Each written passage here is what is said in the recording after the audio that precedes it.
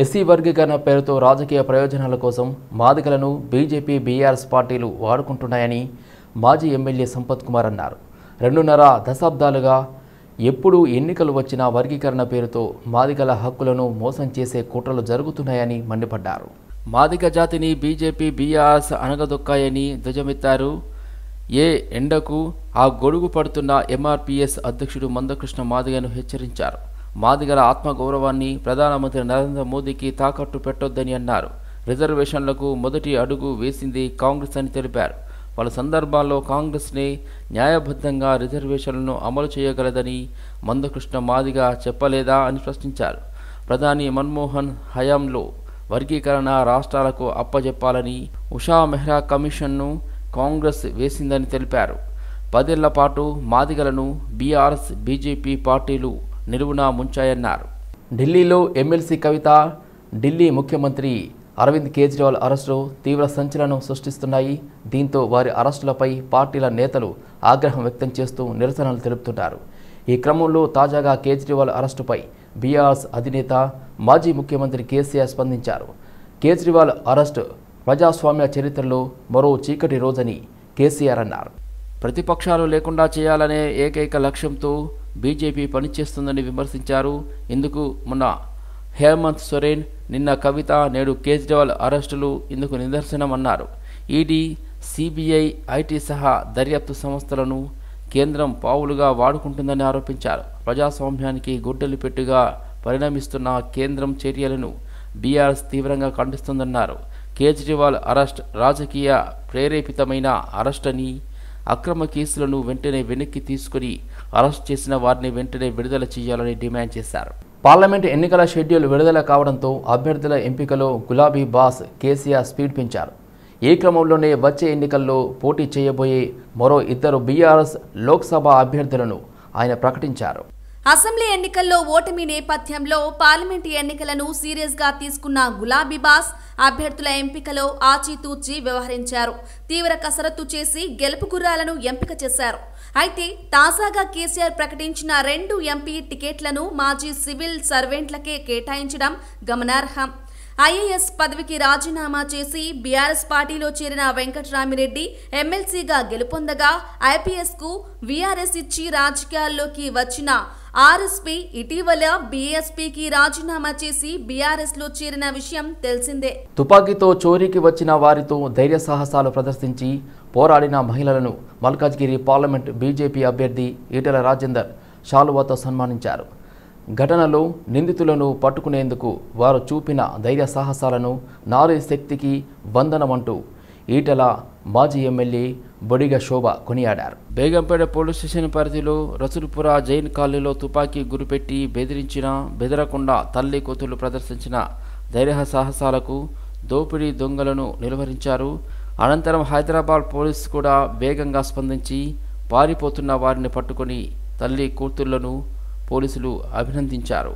దీంతో వారు చూపిన ధైర్యానికి నారీ శక్తికి వందనమంటూ వారిని ఈటెల సన్మానించారు. విభజన చట్టానికి అనుగుణంగా సూపర్ పవర్ ప్రాజెక్టును జాతికి అంకితం చేశారని ఎంపీ డాక్టర్ లక్ష్మణ్ అన్నారు. గత బీఆర్ఎస్ ప్రభుత్వం విద్యుత్ కొనుగోలులో పెద్ద ఎత్తున అవినీతికి పాల్పడిందని మండిపడ్డారు. తక్కువ ఖర్చుతో వచ్చే పవర్ను కాదని కమిషనర్ల కోసం వేరొక చోట కొన్నారని లక్ష్మణ్ ఆరోపించారు. ఇప్పుడు అధికారంలోకి వచ్చాక కాంగ్రెస్ కూడా ఎన్టీపీసీతో ఒప్పందం కుదుర్చుకోవడం లేదన్నారు. రేవంత్ గేట్లు ఎత్తి రాజకీయాలు చేస్తే కరెంటు సంగతి ఎవరు చూస్తారని ప్రశ్నించారు. రాష్ట్ర విభజన చట్టంలో భాగంగా తెలంగాణలో భవిష్యత్తులో విద్యుత్ అవసరాలను దృష్టిలో పెట్టుకొని ఎన్టీపీసీ ద్వారా 4000 మెగావాట్స్ థర్మల్ ప్రాజెక్ట్స్ నుంచి ఉత్పత్తి చేసి అందులో 85% విద్యుత్ రాష్ట్రానికే కేటాయించాలని, అలాగే బొగ్గు కేటాయింపు అన్ని ఆమోదాలు కూడా కేంద్ర ప్రభుత్వం ఇవ్వాలని చెప్పి ఆ విభజన చట్టంలో నిర్దేశించడం జరిగింది. దానికి అనుగుణంగానే మొదటి దశ 800 మెగావాట్ల ఈ 2 అంటే 1600 మెగావాట్లతో కూడుకున్నటువంటి సూపర్ థర్మల్ పవర్ ప్రాజెక్టును మన ప్రధానమంత్రి నరేంద్ర మోడీ గారు ఇటీవలనే జాతికి అంకితం చేశారు. అవుట్ ఆఫ్ 4,1600 మరి అది ప్రొడ్యూస్ చేసి జాతికి కూడా అంకితం చేయడం జరిగింది. రెండవది 2016-17లో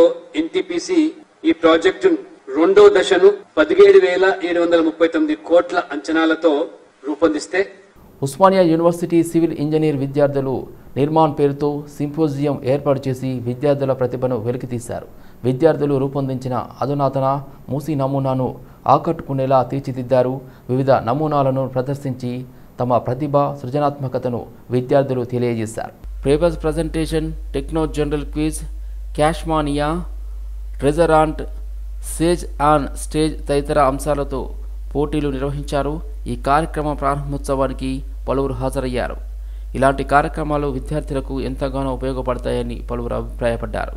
ఈ కార్యక్రమంలో ఓయూవీసీ ప్రొఫెసర్ రవీందర్, కళాశాల principal professor Chandrashekar, head professor Rajashekar, student convener Srinath తదితరులు పాల్గొన్నారు. బీజేపీ బాండ్ల పేరిట, ఫండ్స్ పేరిట ప్రజాస్వామ్యాన్ని కోనిచ్చేస్తుందని PCC working president MLC Mahesh Kumar Goud మండిపడ్డారు. కుట్రపూరితంగా కాంగ్రెస్ పార్టీకి చెందిన 4 బ్యాంకులలో 11 అకౌంట్స్ని సీజ్ చేసిందని ఆరోపించారు. 210 కోట్ల డొనేషన్లో 14 లక్షల క్యాష్ లావాదేవీలు జరిపిందనే చిన్న కారణంతో అకౌంట్ సీజ్ చేసిందని ఆగ్రహం వ్యక్తం చేశారు.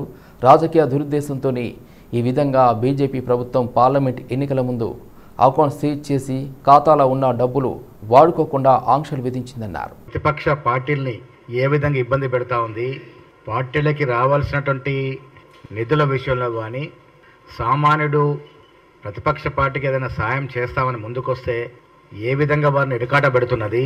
ఇవన్నీ ఒకేతైతే వారు ఏ విధంగా యథేచ్ఛగా ప్రజల సొత్తుని బాండ్ల పేరిట కానీ, ఫండ్స్ పేరిట కానీ, చందాల పేరిట కానీ ఏ విధంగా ప్రైవేట్ వ్యక్తుల్ని, ప్రైవేట్ కంపెనీల్ని ఇబ్బంది పెడుతూ లొంగ తీసుకుంటూ తన ఖాతాలకి వేల కోట్ల రూపాయలు ఏ విధంగా మలుచుకుంటున్నది, ఇవన్నీ కూడా చెప్పడానికి ఈ పత్రికా సమావేశం. ముఖ్యంగా ఇటీవల కాలంలో మీరు చూశారు, కాంగ్రెస్ పార్టీ యొక్క అకౌంట్స్ని సీజ్ చేసినటువంటి పరిస్థితి.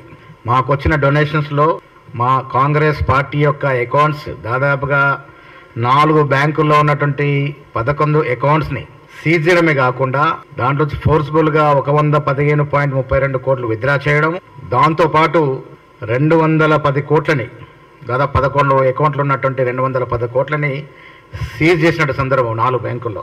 కారణం ఏమిటంటే ఒక విచిత్రమైన కారణం, ఇదేదో ఇప్పటి కేసు కాదు. ఓయూ ఇంజనీరింగ్ కళాశాల మైనింగ్ ఇంజనీరింగ్ విభాగంలో కళాశాల ఫెస్టులో భాగంగా 2వ జాతీయ సాంకేతిక సింపోజియం ఇగ్నైట్ 2K24ని ఘనంగా ప్రారంభించారు. ఈ కార్యక్రమానికి ముఖ్య అతిథిగా డాక్టర్ హిమాన్షు భూషణ్ సాహు హాజరయ్యారు. ఈ కార్యక్రమానికి professor Chandrashekhar, incharge principal, incharge head mining engineering department వారు అధ్యక్షత వహించారు. ఈ సింపోసియంలో భాగంగా విద్యార్థులు తయారు చేసిన వివిధ మోడళ్లను, స్టాళ్లను అతిథులు ప్రారంభించి సందర్శించారు. ఇందులో అండర్ గ్రౌండ్ మైన్ని ఒక మోడల్గా చిత్రీకరించడం చూపరులను విశేషంగా ఆకట్టుకుంది. అందులో కేజ్ వైండింగ్, అదేవిధంగా director rope haulage, endless rope haulage, aerial rope way, అదేవిధంగా బెల్ట్ కన్వేయర్ వంటి మినరల్ ట్రాన్స్పోర్టేషన్ పద్ధతులు అబ్బురపరిచే విధంగా ఉన్నాయి. మైనింగ్ డిపార్ట్మెంట్ 2వసారి ఇగ్నైట్ను నిర్వహించినప్పటికీ ఎంతో పరిపక్వతతో చేసిన మోడళ్లు ఆసక్తికరంగా ఉన్నాయని ప్రిన్సిపల్ ప్రశంసించారు. అకాల వర్షాలు వచ్చినప్పుడు ప్రభుత్వం వెంటనే స్పందించి అధికారులు, వ్యవసాయ శాఖ మంత్రి వెంటనే వెళ్లి పరిశీలించాలన్నారు ఎమ్మెల్యే పల్లా రాజేశ్వరరెడ్డి. కానీ కాంగ్రెస్ ప్రభుత్వం గత ప్రభుత్వం పైన విమర్శలు చేస్తున్నారని మండిపడ్డారు. ఇక్కడ కూడా రాజకీయం చేస్తున్నారని విమర్శించారు. అబద్ధాల పునాదుల మీద ఏర్పడ్డ పార్టీ కాంగ్రెస్ పార్టీ అని, బీఆర్ఎస్ ప్రభుత్వం అధికారంలో ఉన్నప్పుడు తాము చేసిన పనులను మెచ్చుకున్న మంత్రి తుమ్మల నాగేశ్వరరావు ఇప్పుడు తమపై విమర్శలు చేస్తున్నారని ఆరోపించారు. వారు దరిదాపుగా 40 ఏళ్ల సుదీర్ఘ అనుభవం ఉన్న రాజకీయ నాయకుడు. గతంలో వ్యవసాయ శాఖ మంత్రిగా చేయకుండా వ్యవసాయం మీద మక్కువతో ఉండేవారు. ఇవాళ వ్యవసాయ శాఖ మంత్రి అయిన తర్వాత గత 4 నెలలుగా ఎలక్షన్లో ఏదైతే అబద్ధాలు మొదలుపెట్టిండ్రో ఆ అబద్ధాల పరంపర ఇంకా కొనసాగిస్తున్నారు వ్యవసాయ శాఖ మంత్రులు తుమ్మల నాగేశ్వరరావు గారు. చాలా దురదృష్టం.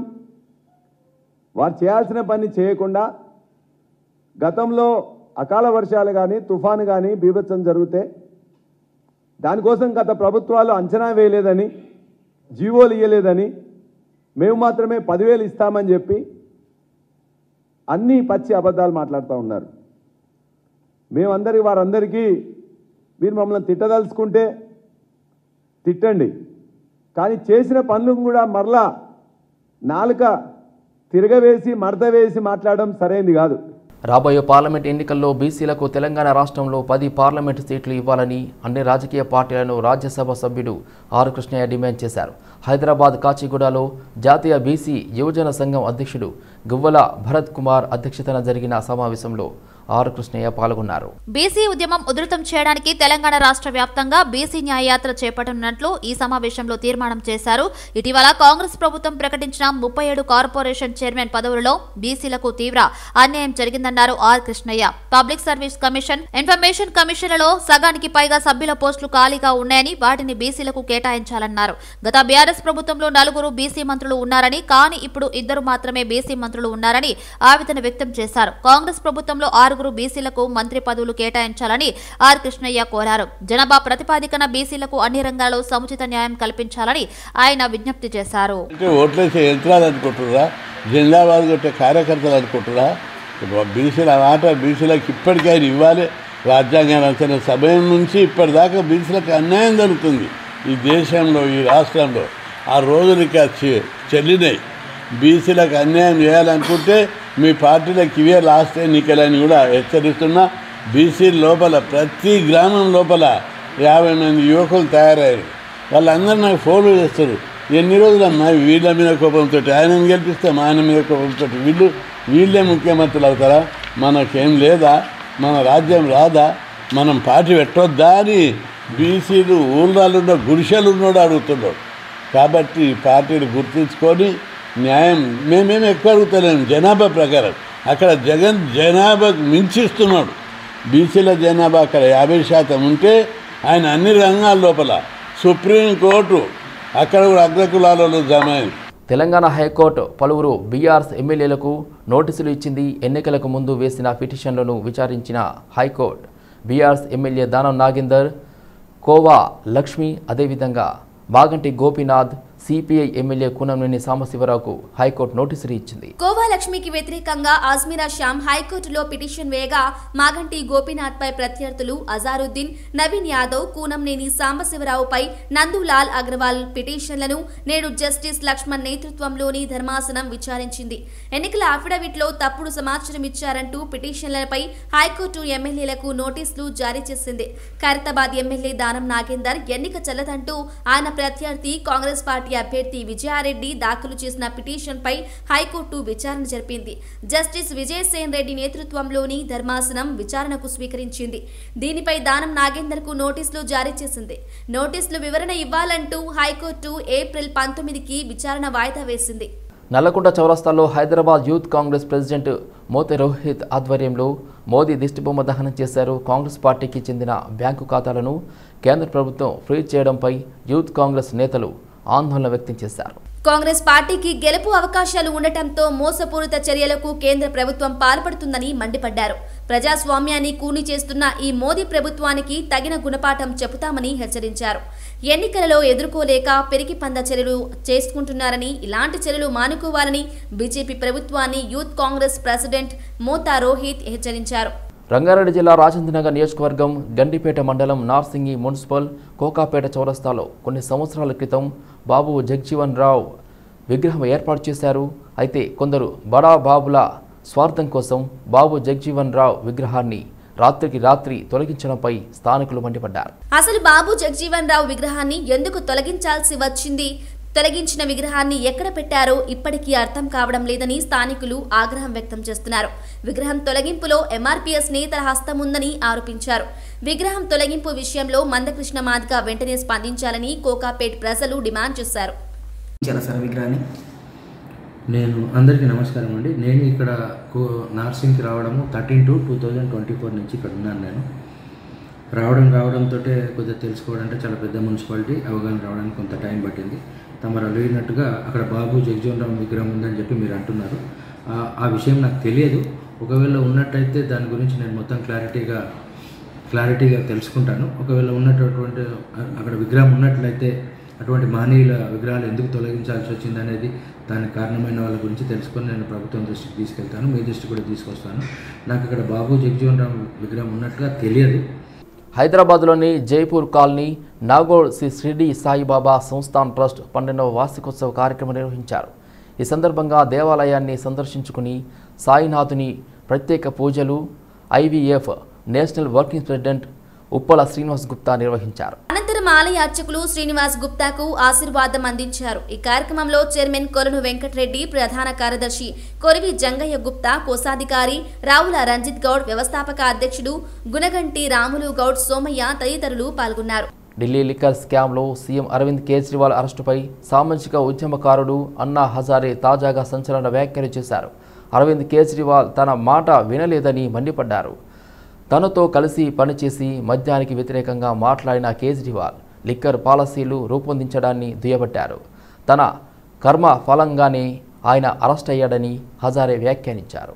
అధికారం ముందు ఏది పనిచేయదన్నారు, చట్ట ప్రకారం ఏది జరగాలో అది జరుగుతుందని ఆయన వ్యాఖ్యానించారు. केजरीवाल जैसे आदमी जो मेरे साथ काम करता था और शराब के बारे में हम लोग आवाज उठाया था, आज वो शराब नीति बना रहा है, जिसका मुझे दुख हुआ, लेकिन करेगा क्या, सत्ता के सामने कुछ नहीं कर सका। आखिर उसको जो अरेस्ट किया गया, अटक हुआ, वो उनकी कृति से हुआ। हम ये बातें नहीं करते तो अटक होने का कोई संभव नहीं था। तो जो अटक हुआ है अभी कानून के तौर पर जो होगा वो होगा, वो सरकार देखेगी, वो सोचेगी। లోక్సభ ఎన్నికలకు సంబంధించి తొలి దశ నోటిఫికేషన్ ప్రకటించిన నేపథ్యంలో బీజేపీ అభ్యర్థుల ఎంపికపై కసరత్తు మొదలుపెట్టింది.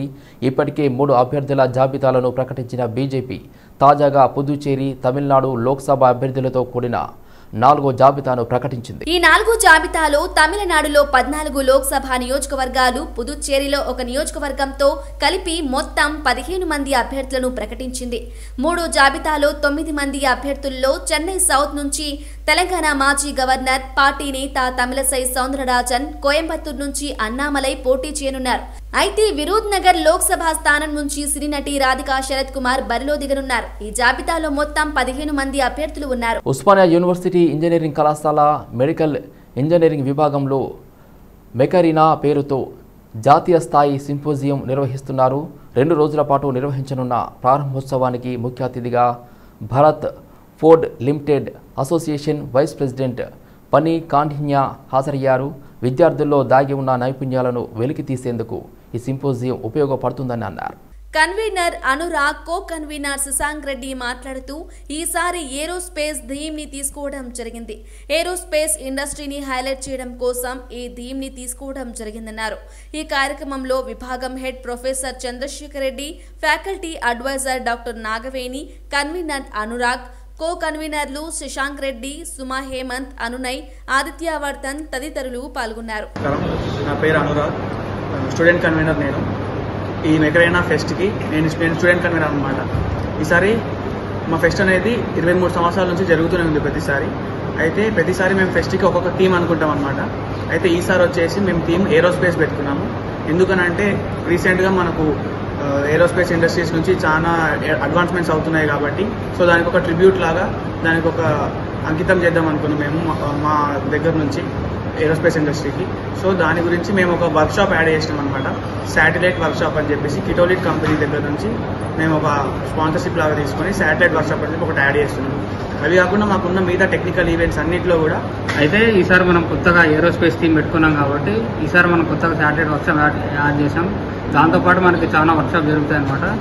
జస్ట్ ఇలా మనకేంటంటే ఫెస్ట్ అంటే జస్ట్ ఎంజాయ్మెంట్ లాగా కాకుండా మనం టెక్నికల్ నాలెడ్జ్ కూడా స్టూడెంట్స్కి ఇవ్వాలని చెప్పేసి మనం చాలా వర్క్షాప్స్ యాడ్ చేసినాం. మనకు 3D ప్రింటింగ్ టెస్ట్ ఫోర్జ్ అని ఒకటి ఉంటుంది, ఐసీ ఇంజన్ వర్క్షాప్ జరుగుతుంది, ఆర్ఎస్ వర్క్షాప్ జరుగుతుంది, నెక్స్ట్ ఇంకా ఇప్పుడు శాటిలైట్ వర్క్షాప్ జరుగుతుంది. అయితే వీటన్నిటికీ ఫండ్స్ మన స్పాన్సర్స్ ఇస్తారనమాట.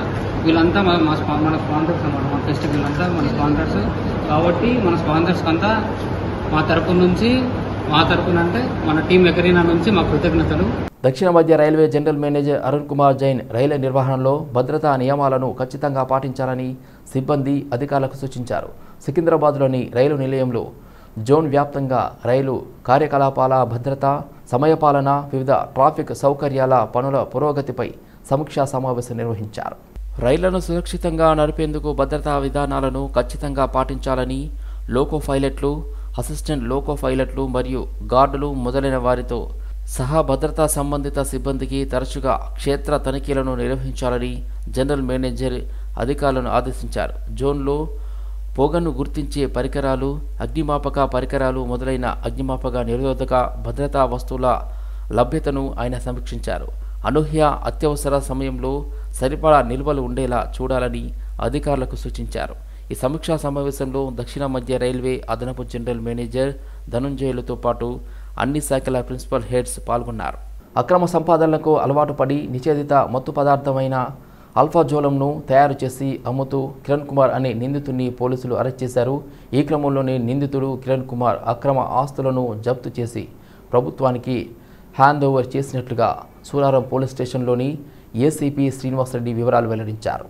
మునగాల కిరణ్ కుమార్ అనే నిందితుడు 2021 నుండి పోలీసుల కళ్లు కప్పి ఇండస్ట్రియల్ ఏరియాల్లో కెమికల్ కంపెనీ పేరిట నిషేధిత మత్తు పదార్థాలను తయారు చేసి విక్రయిస్తూ 2023 డిసెంబర్ 27న పోలీసులకు చిక్కాడు.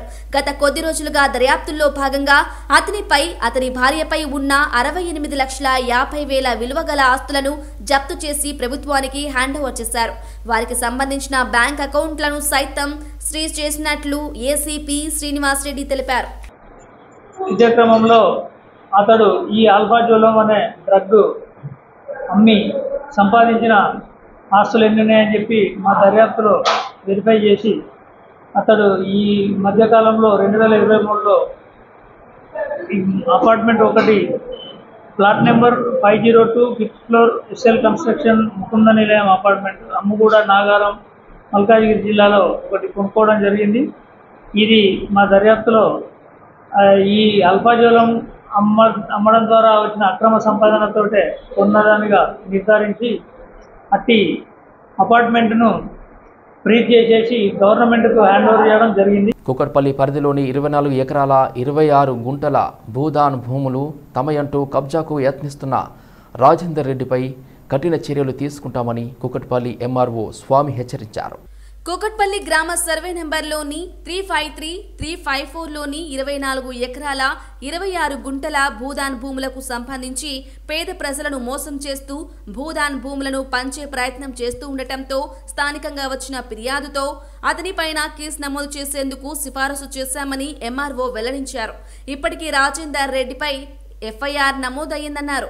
ప్రభుత్వానికి సంబంధించి భూములను కబ్జా చేసేందుకు ప్రయత్నిస్తే ఊరుకునేది లేదని, వారిపైన కఠినంగా వ్యవహరిస్తామని ఎంఆర్ఓ స్వామి హెచ్చరించారు. రాజేందర్ రెడ్డి అనే వ్యక్తి అంటే గతంలో కూడా వారు భూదాన్ చైర్మన్ అని చెప్పుకుంటూ గతంలో కూడా ఆయన ల్యాండ్ గ్రాబర్కి అండ్ ఫ్యాబ్రికేటెడ్ సర్టిఫికేట్ క్రియేట్ చేసుకుంటూ ఇన్నోసెంట్ పీపుల్కి వాళ్ళు డిస్ట్రిబ్యూషన్ చేయడం జరిగిందని చెప్పేసి గతంలో మనకు రిపోర్ట్స్ కూడా చెప్తున్నాయి. రిపోర్ట్స్ కూడా గత దీదాన్ తహసీల్దార్లు కూడా కేసెస్ కూడా వారిపైన బుక్ చేయడం జరిగింది. అదే రకంగా వారు వచ్చేసి ఇన్నోసెంట్ పీపుల్స్కి పట్టా సర్టిఫికెట్లు ఇవ్వడం, దెన్ తనంతటా తానే వచ్చేసి ఆ సర్టిఫికెట్స్ని క్యాన్సిల్ చేయడం. అదే రకంగా 1960 నుండి కూడా ఈ ల్యాండ్ వచ్చేసి డిస్ప్యూట్లో నడుస్తున్నది. అండ్ రీసెంట్లీ వచ్చేసి తను ఏంటంటే 2002 నుంచి 2014 వరకు ఎన్నోసార్లు సర్టిఫికెట్ ఇవ్వడం, దాని తర్వాత తనంతటా తానే క్యాన్సిల్ చేయడం, ఈ రకంగా ప్రాక్టీస్ కూడా ఫ్యాబ్రికేటెడ్ చేసుకుంటూ ఇన్నోసెంట్ పీపుల్స్కి వచ్చేసి వాళ్ళకు అమ్మడం అనేది జరుగుతుందని చెప్పేసి మాకు సమాచారం రావడం జరిగింది. అదే రకంగా వచ్చేసి